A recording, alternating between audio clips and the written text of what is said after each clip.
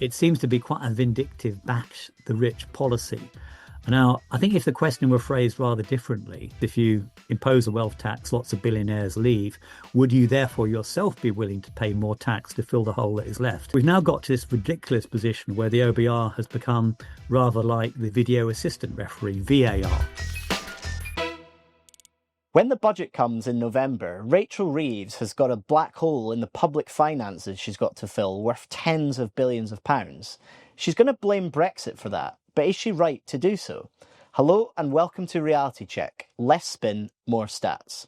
I'm Michael Simmons, the Spectator's economics editor, and today I'm delighted to be joined by Julian Jessop from the Institute of Economic Affairs, where he's their economics fellow.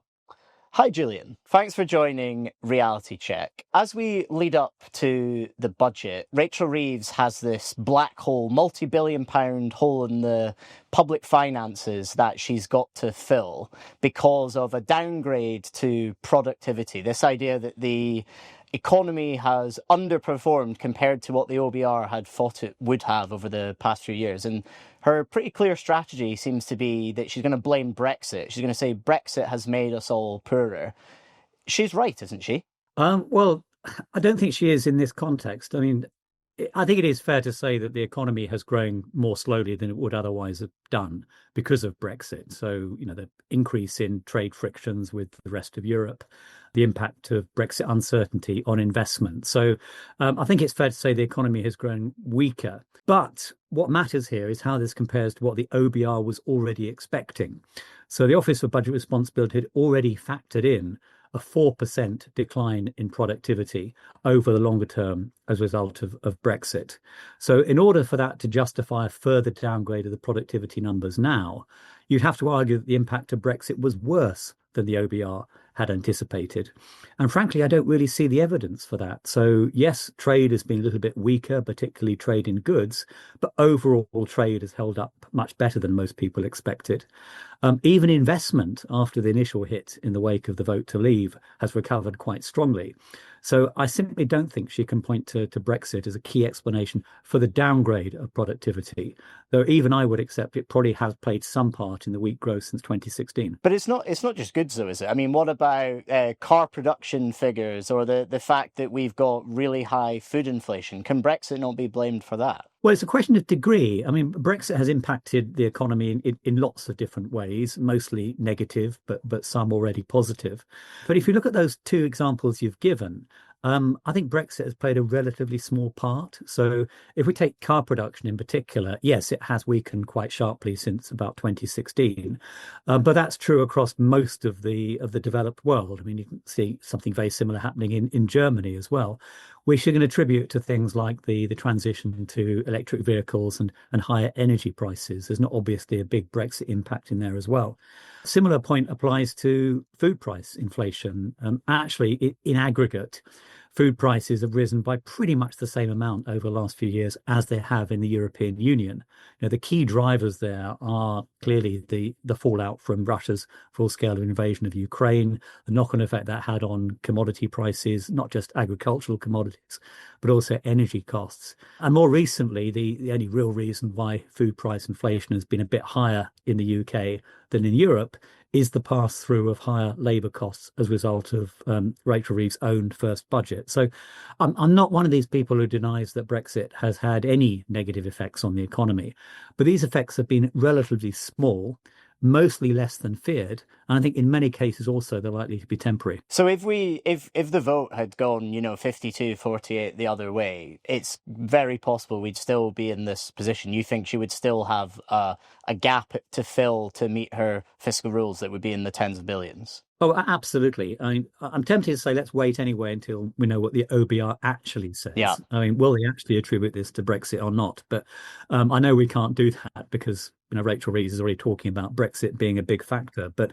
I think the most likely explanation for the productivity downgrade is simply that the OBR has been over-optimistic on productivity, going back at least to the global financial crisis in 2008. So basically, it's just giving a bigger weight now to the productivity slowdown that was in place well before Brexit came along. And it's essentially just catching up with other forecasters like the Bank of Yeah. England, whose forecasts for productivity are much lower. So I guess it's possible the OBR will attribute this to Brexit, but I actually genuinely don't think they will, because there's nothing new on Brexit to justify a productivity downgrade. If anything, as I say, I think the impact of Brexit has been less than the OBR feared. So arguably they should be revising their numbers up. And does the OBR sort of get into the politics of it? It won't just say this is the downgrade. It will give a reason which could be Brexit, but you think unlikely that they would say it was Brexit. Oh yeah, I mean the OBR is clearly going to have to explain this productivity Yeah. downgrade, and not least because, as you suggest, it might require another 20 billion of tax increases as a result. And here I've got a little bit of sympathy actually for Rachel Reeves, and the timing is really unfortunate here. This productivity downgrade is arguably long overdue. Maybe it should have been made under the previous government, but in fact it's happened on her watch instead.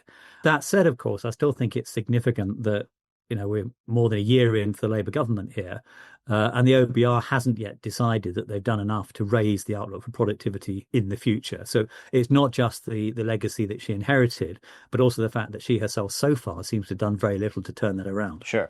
And why do you think that the OBR are doing this now? I mean, as you say, if you look at the last decade of productivity forecasts, the graph kind of looks a bit like a hedgehog, because you've got the OBR's productivity growth going up and then the outrun sort of flat. They could have fixed their errors at any time. Why have they chosen now? You can understand why the Treasury are pretty seething about it. Well, again, I'd like to wait and see what the OBR itself says. But I mean, the two possible explanations. One is that this is about 5 years since the last big revision to their productivity forecast, so maybe they felt that now was the right time. Another explanation is possibly that they wanted to wait and see, what the new Labour government was going to do, to see if there was any new policies coming along that might lead to a significant upgrade in the productivity forecasts, and maybe that hasn't happened.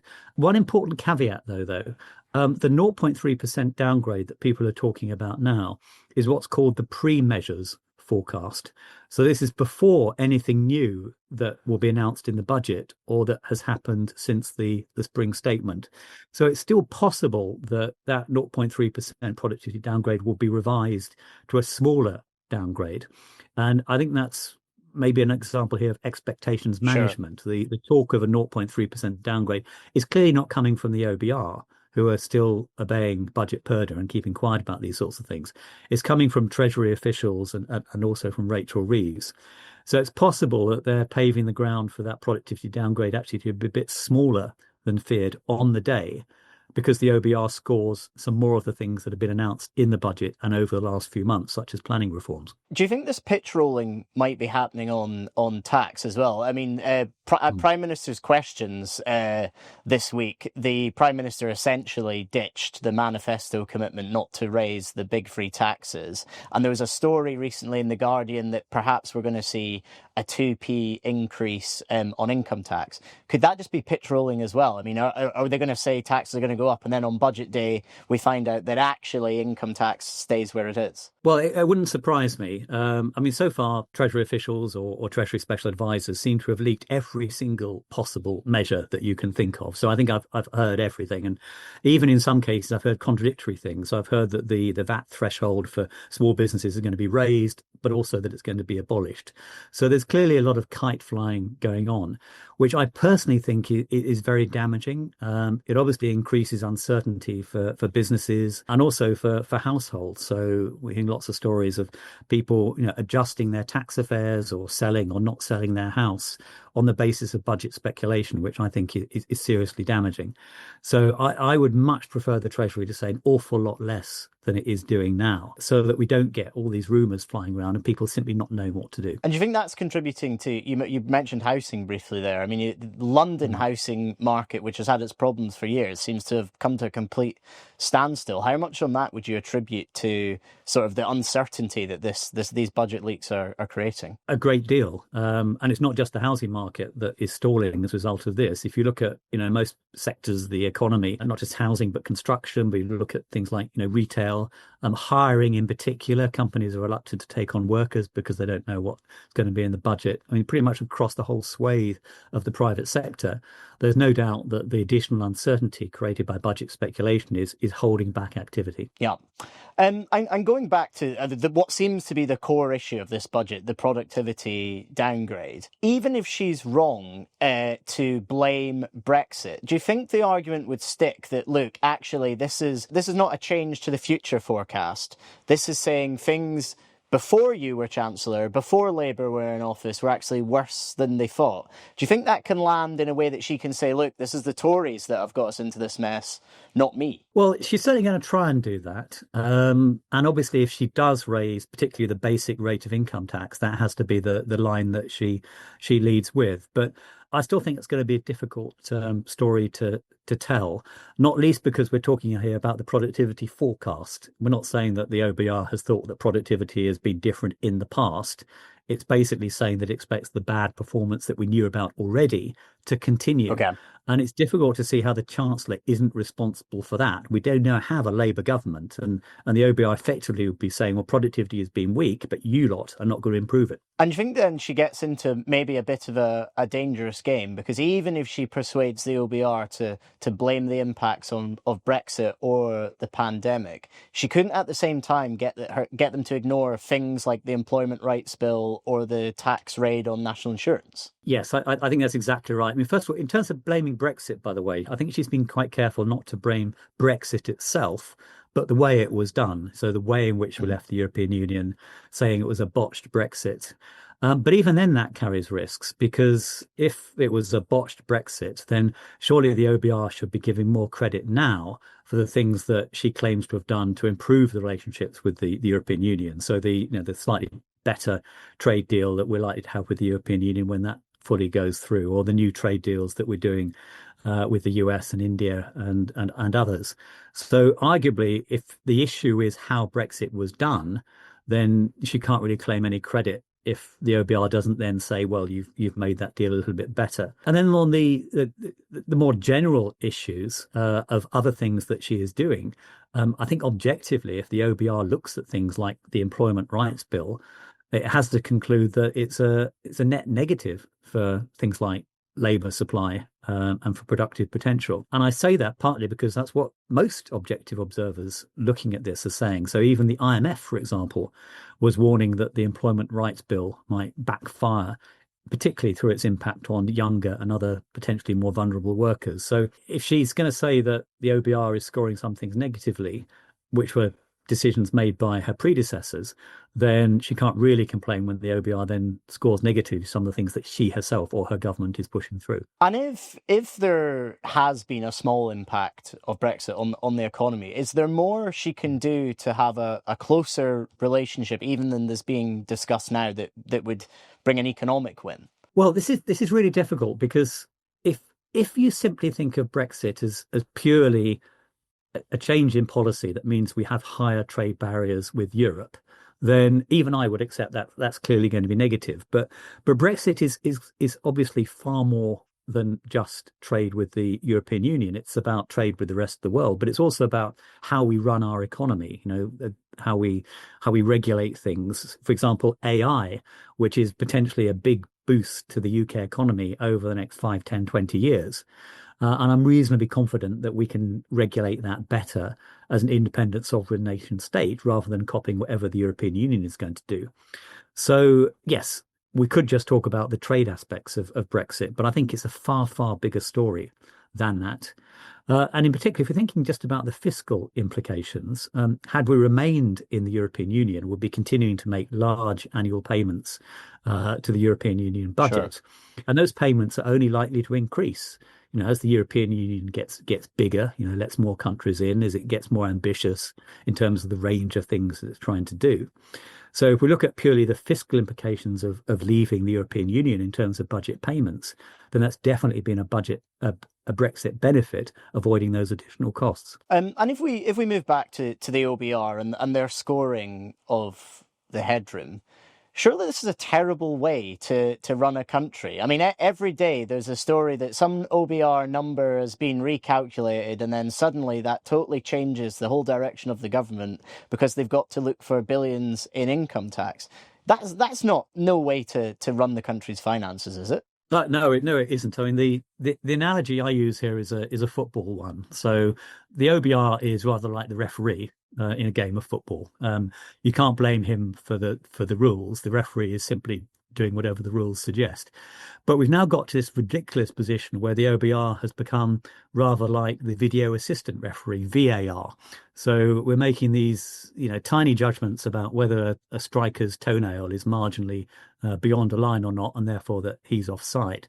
And we're having the same thing with the fiscal numbers. We're worrying about a few 100 million sometimes on a budget forecast in 5 years' time that will almost certainly be completely wrong. So I think there are basically two things that have to be done there. One is actually something I think the Chancellor will probably want to do herself, which is to increase the amount of fiscal headroom in the numbers. So she's clearly going to have to raise tax and cut some types of spending in this budget. She might as well be big and bold and build in a bit more margin so that in future we don't have all these debates throughout the year about the need to save a billion here or a billion there. So that might mean that the black hole or the amount of tax increases could be 5 to 10 billion higher this time, but at least it will end that uncertainty. And then the second thing I think that she should do is try and get more discretion back into fiscal policy making. And there are a number of different suggestions for how that might be done. My own preference would be actually to have the OBR publish more than just one single set of numbers. And that one of the sets of numbers it published might include some more optimistic forecasts based on what the Chancellor thinks is actually going to happen. And then we can let the markets decide which set of forecasts is more credible. But at the moment, we're constantly scrabbling around for sometimes just a few 100 million or a few billion of revenue to try and close a fiscal gap on the basis of forecasts that even the OBR will admit will almost certainly be wrong.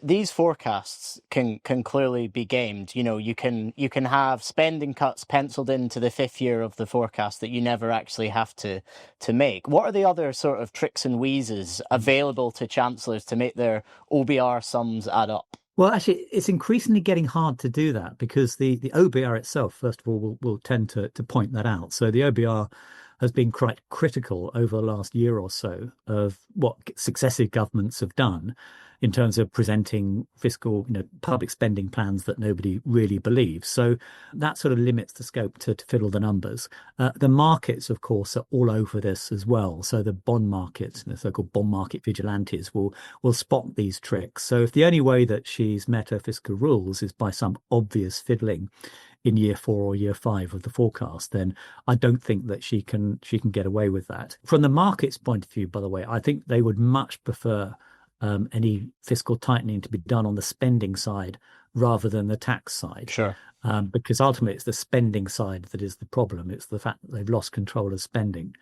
Simply raising taxes, that might fill the hole in some ways, but of course we're already stuck in this doom loop of higher taxes, weaker growth and deteriorating public finances. And I think the markets would rather see the axe fall on spending rather than further pain on the tax side. I think Rachel Reeves would probably agree with you on a lot of that there needs to be spending cuts. But do you think she has any hope of getting that past the rump Labour Party? Well, that's where your point comes in. If she talks about vague spending cuts at some point in the future, she might be able to get away with that with her party.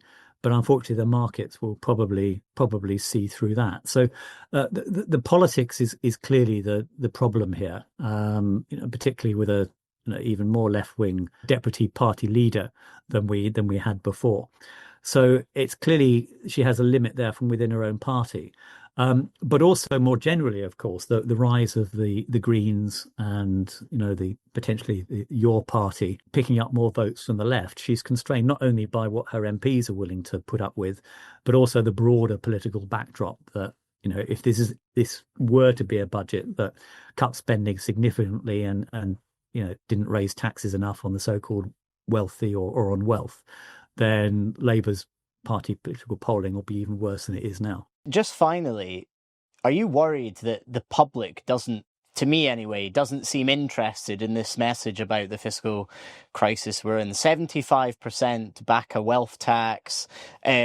Great swathes of the population think that we can tax and borrow our way out of these problems. Does that concern you as an economist that's been arguing about this for years? Oh, absolutely. I'm constantly frustrated at the moment by the quality of debate on these things. I mean, you're right to pick up on the overwhelming support for a wealth tax. Well, actually, what particularly worries me about that is that the similar polls are saying that there's still majority support for it, even if it won't actually raise any money. Yeah. So it seems to be quite a vindictive bash the rich policy. Now, I think if the question were phrased rather differently, in other words, if you impose a wealth tax, lots of billionaires leave, would you therefore yourself be willing to pay more tax to fill the hole that is left or accept worse public services? Then the responses might be quite different. But it is indicative of sort of a, genuinely sort of anti-economics, anti-capitalism, anti-whatever else you like to call it, mood that's taken control of the public, which explains obviously the rise of support for the Greens. But, in many ways, some of the Reform Party economic policies are not great either. So, the public are clearly fed up with the established parties, and they're not willing to listen to what are, I think, perfectly sensible mainstream economic arguments about why wealth tax is not a good idea. Julian Jessop, thanks very much. And thank you to you all for watching and listening to my new show, Reality Check.